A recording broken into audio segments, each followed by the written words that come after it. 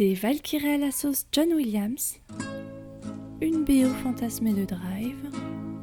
Lise raconte Nights Out, un album de métronomie.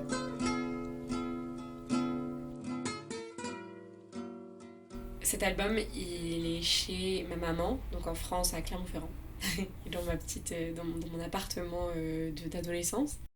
Et en fait, je l'ai pas chez moi dans mon appart en Grande-Bretagne, là où j'habite.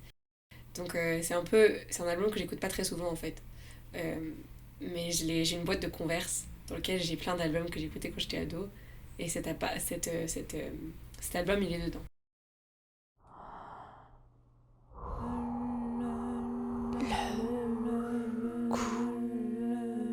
Des autres.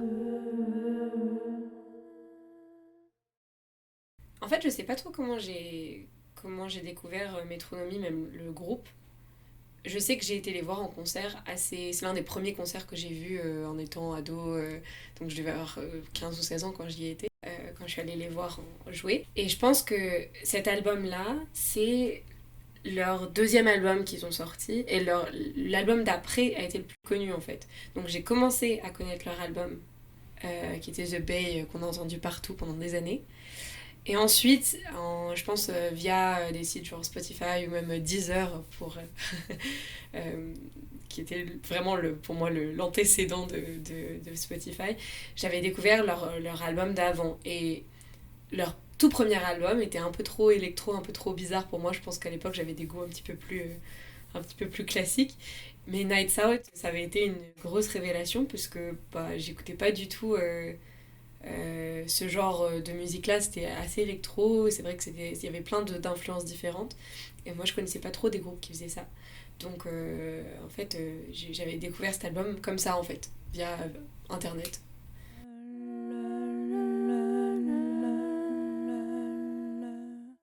Ce dont je me rappelle par rapport ce dont je me rappelle par rapport à Métronomie, c'est que c'était, je crois, l'un des premiers groupes que j'ai fait découvrir à des amis. C'est-à-dire que bah, ma meilleure amie d'enfance et moi, on partageait beaucoup de musique ensemble.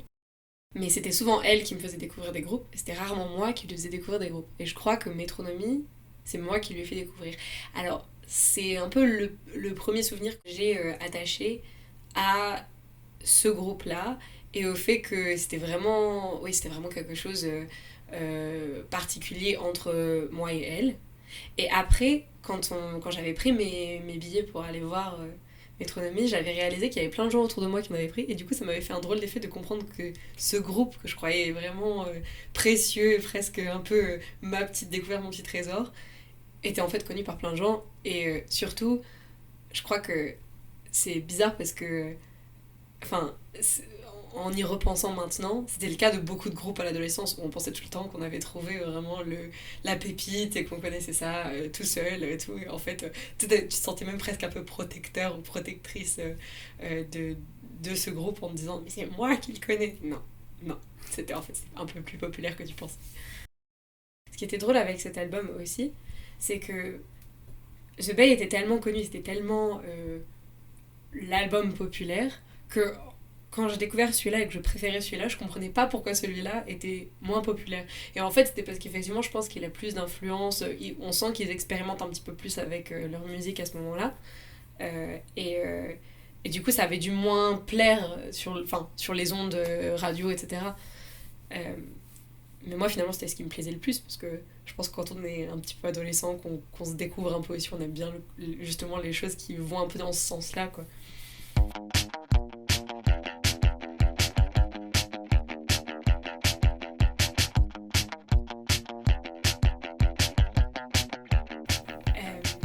L'album en lui-même, la pochette, c'est une illustration. C'est pas une pochette plastifiée en fait, c'est une pochette presque papier. Peut-être, je sais pas si c'est petit budget ou pas petit budget, mais, euh, mais vraiment assez douce au toucher, pas plastique. J'ai l'impression d'avoir cassé beaucoup de pochettes plastiques de CD, donc ça, c'est le genre de pochette qu'on arrive à garder un peu intacte. Et c'est une illustration. Alors, dessus, on voit le chanteur du groupe. Pour ceux qui connaissent, on reconnaît que c'est le chanteur du groupe, mais sinon on dirait juste une figure qui est qui est appuyé contre une voiture avec les phares allumés. Et on voit aussi deux autres figures, on en voit juste la tête et le dos un peu derrière la voiture, assis. Et en fait, donc cette figure est au premier plan. Et après, derrière, on a une vue d'une ville qu'on ne connaît pas, mais une ville, c'est un peu le coucher de soleil, donc c'est mi-ombre, mi-lumière, il y a un ciel orangé, on voit vraiment que c'est la fin d'une journée en fait. Ce qui, je pense, fait écho au titre de l'album finalement, puisque le titre c'est Nights Out, et que Nights Out ça veut dire en gros les sorties nocturnes quoi. A night out, quand tu sors, c'est vraiment une sortie ça peut être avec tes copains ou avec tes amis, etc. Mais aussi, ça a un peu ça peut être tout et n'importe quoi. A night out, ça peut être une sortie en boîte, mais ça peut être aussi juste une sortie nocturne, quoi. Et donc voilà, donc le devant de l'album est comme ça. Et en fait, le personnage au premier plan a l'air de regarder vers le haut et de se détourner de la vue. Donc on comprend pas trop en fait ce qu'il regarde. Mais en fait, quand on retourne l'album, on se rend compte qu'il regarde un signe qui est juste derrière la voiture, qui a le titre Métronomie, qui est donc le nom de leur groupe. Donc j'ai dit un signe, mais en fait c'est un anglicisme. En fait, ce que je veux dire, c'est une enseigne avec le nom du groupe vraiment illuminé. C'est un album en lui-même avec vraiment des influences un peu de partout. Il y a beaucoup d'instrumental sur cet album. C'est un album très mélancolique. Et ça, je pense que effectivement, dans la fleur de l'âge d'adolescence, ça me parlait vraiment à mon cœur, quoi. Et j'ai un souvenir très ému presque de ces influences-là. Il y a quelques tubes un peu qui t'amènent un peu à danser, des choses très électro, où tu peux presque pogoter dessus et tout. Mais t'en as aussi t'as quelques titres, au moins deux ou trois, qui sont vraiment simplement de l'instrumental avec des instruments très puissants, très présents, des notes très longues. Donc t'as vraiment ce sentiment de mélancolie. En fait, c'est le genre d'album, si tu l'écoutais en voiture par exemple, et que tu étais en sortie nocturne, tu pourrais mettre cet album et ça donnerait toute une atmosphère à ta nuit. Moi j'avais l'impression que c'était un peu le but de l'album. Petite anecdote d'ailleurs.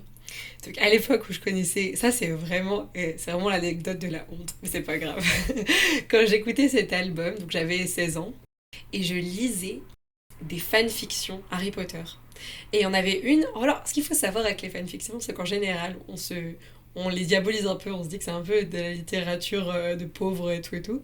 Mais il y en a qui étaient très très très bien écrites. Et moi, j'en lisais une qui tournait un peu, qui mélangeait l'univers d'Harry Potter, donc l'univers de la sorcellerie, au mythe scandinave. Et donc, t'avais Odin, les Valkyries et tout et tout. Et en fait, il y a une chanson sur cet album qui me fait penser à l'apocalypse scandinave tel qu'on l'a décrit dans les mythes. Et en fait, j'arrive pas du tout à me détacher de cette image parce que c'est une chanson qui commence un peu sombre avec des trompettes très basses. Et j'ai l'impression que t'as un ciel d'orage comme ça qui se compose sur une colline. Un peu comme la pochette de l'album d'ailleurs, ce qui est très bizarre. Mais, euh, mais voilà, ça me rappelle vraiment ces mythes scandinaves, alors que ça n'a rien à voir. Enfin, je pense pas qu'ils avaient ça en tête. Mais ouais, c'est des images qui se créent vraiment quand tu écoutes cet album, je trouve. En fait, moi, ce que j'avais aimé aussi, je crois, c'est que c'était vraiment un album mélangé. Et il y avait plein de sonorités que j'avais jamais entendues, en fait, dans mes goûts musicaux. Et du coup, c'était vraiment super parce que quand j'avais découvert ça, bah, justement, je me prenais à aimer plein de choses. Et après, je crois que ça m'a ouvert sur plein d'artistes différents que j'avais jamais considérés avant. Il y a plein de fois où j'écoute du rap même maintenant et où je retrouve des choses qui me font penser à cet album, et c'est pour ça que je crois que vraiment je me suis attachée aussi à cet album parce que d'une part il y a l'intensité de l'adolescence et des sentiments qu'on attache à l'adolescence, mais il y a aussi le fait que c'était assez complexe comme musique et que c'était peut-être la première fois que j'écoutais quelque chose qui était aussi complexe et que j'arrivais à apprécier à sa juste valeur en fait. Il y a un album de Gorillaz que je trouve assez similaire dans l'esprit, pas dans le... Enfin, pas dans l'empreinte musicale, mais dans la diversité des pistes et dans l'esprit. Et ça, c'est Plastic Beach, qui est vraiment, vraiment très varié, quoi. Et après, il y a des choses dans le rap un peu jazz, un peu hip-hop. Donc, la première artiste rap que j'ai écoutée, comme beaucoup de Français, je crois, c'est Kendrick Lamar. J'avais écouté ça et je trouvais qu'il y avait des choses dedans qui rappelaient beaucoup. Mais après, quand tu regardes même Childish Gambino, par exemple, parfois on trouve vraiment des sonorités électro qui empruntent de la guitare, etc. Mais qui restent dans un artiste un peu plus hip-hop, ou alors connu pour des choses hip-hop. All she needed was some. All she needed was some. All she needed was some. All she needed was some. All she needed was some. All she needed was some. All she needed was some. All she needed was some. All she needed was some. All she needed was some. All she needed was some. All she needed was some. All she needed was some. All she needed was some. All she needed was some. Dans les chansons de cet album, qui sont pour moi marquantes, il y a aussi le fait que l'album démarre sur une chanson que j'adore. Donc l'introduction de cet album, je crois que ça s'appelle Intro d'ailleurs. Je suis pas sûre qu'elle s'appelle Intro. Je crois qu'elle s'appelle Intro. Déjà, cette chanson, elle t'amène en puissance dans l'album. Et effectivement, c'est une chanson instrumentale, il me semble. Et tu es déjà baigné dans cette atmosphère, en fait, qui va, je pense, marquer tout l'album au fur et à mesure. À partir de la première chanson. Et je pense que la première chanson, sur plein d'albums, on l'écoute un peu comme ça. On l'écoute beaucoup de fois. Mais du coup, c'est pas forcément celle qu'on préfère. Et moi, c'est vraiment l'une de mes préférées parce que je trouve qu'elle fait vraiment son job. Elle t'amène vraiment plaisamment dans l'album. Elle te met dans les bonnes conditions pour aimer cet album. Après, sinon, des chansons qui m'ont énormément plu dans cet album, il y avait forcément toutes celles qu'on a écoutées, sur lesquelles on a dansé étant ado, un peu genre Radio Ladio, qui était vraiment My name is R.A.D.I. Ça, c'est très facile de mettre et quand t'es dans un collectif plutôt, de pouvoir l'apprécier à sa juste valeur. Mais ce qui est bien avec cet album aussi, c'est que effectivement, donc il y a des moments où tu peux faire des grands moments de solitude en fait sur ces chansons, et d'autres qui sont beaucoup plus collectifs. Donc ça te donne presque l'impression que t'es dans un voyage, que tu es en train de transitionner au fur et à mesure de ta soirée.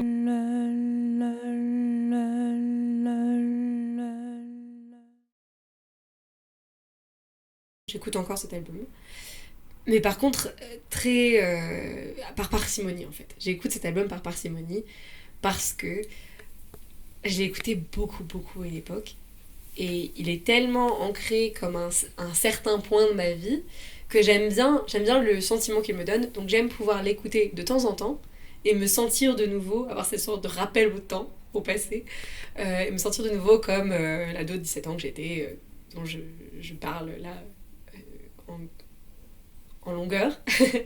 Mais donc je l'écoute seulement de temps en temps. Par contre, ce qui est drôle, c'est que je trouve que plus le temps passe, plus je l'associe à d'autres choses. Et ça, c'est un peu inévitable au final. Plus tu écoutes un album, plus tu as des souvenirs associés, mais ça veut dire aussi que les premières marques que tu as, les premiers sentiments qui marquent cet album se dissipent au fur et à mesure. Mais du coup, c'est pour ça que j'essaie de pas trop l'écouter.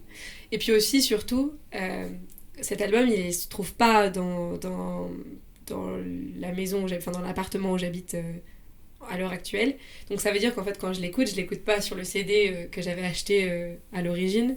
Je l'écoute sur Spotify, sur iTunes, ou sur toutes ces plateformes qu'on a pour écouter la musique.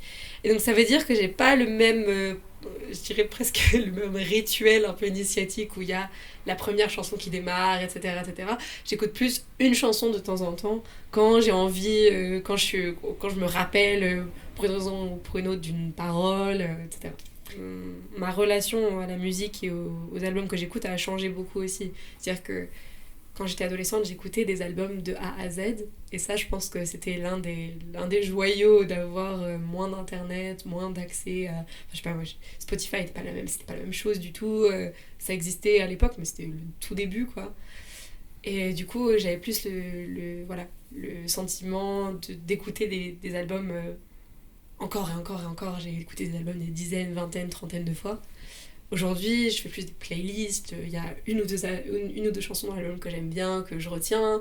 Et en fait, c'est bête, mais c'est vrai que j'ai perdu vachement cette habitude d'écouter un album qui est composé pour.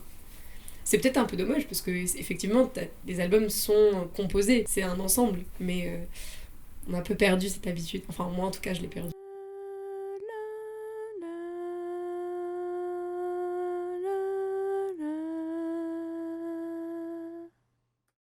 Si je devais résumer un peu ce que cet album il m'évoque, c'est aussi un album dans une série d'albums que j'ai écouté énormément.